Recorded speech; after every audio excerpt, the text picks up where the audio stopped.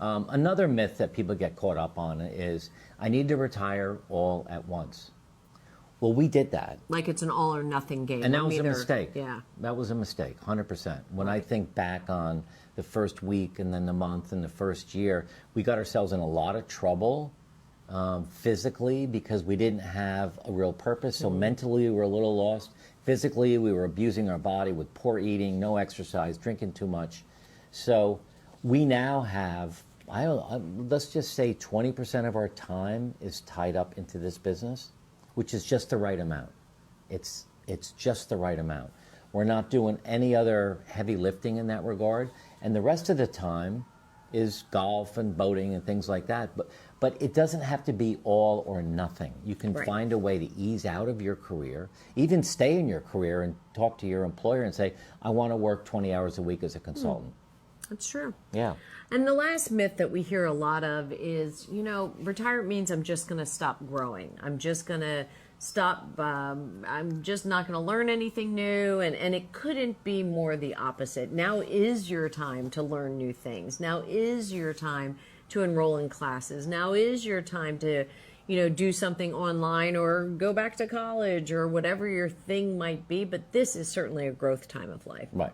So let's talk about a little bit of a mindset shift, how we can rethink how we do this. And then we're going to give you some takeaways at the end. So the thing is that retirement isn't something to fear. It's really a chance for you to design your life on your own terms. Right now, if you're working, your company owns your calendar. They own your time. They kind of tell you what has to happen, when the meetings are, who do you have to call. I mean, you know a lot of that yourself. But in retirement, you get to design your life the way you want it to be. Yeah. All that goes away. Yeah. And the second thing to think about or to consider is, purpose doesn't just disappear when you leave your job. Purpose gets redefined and you get to define it, right? So, what's more empowering than you living the next 20 or 30 years with purpose that you've defined? Right. Another mindset shift is, instead of thinking about what am I retiring from, think about what am I retiring to?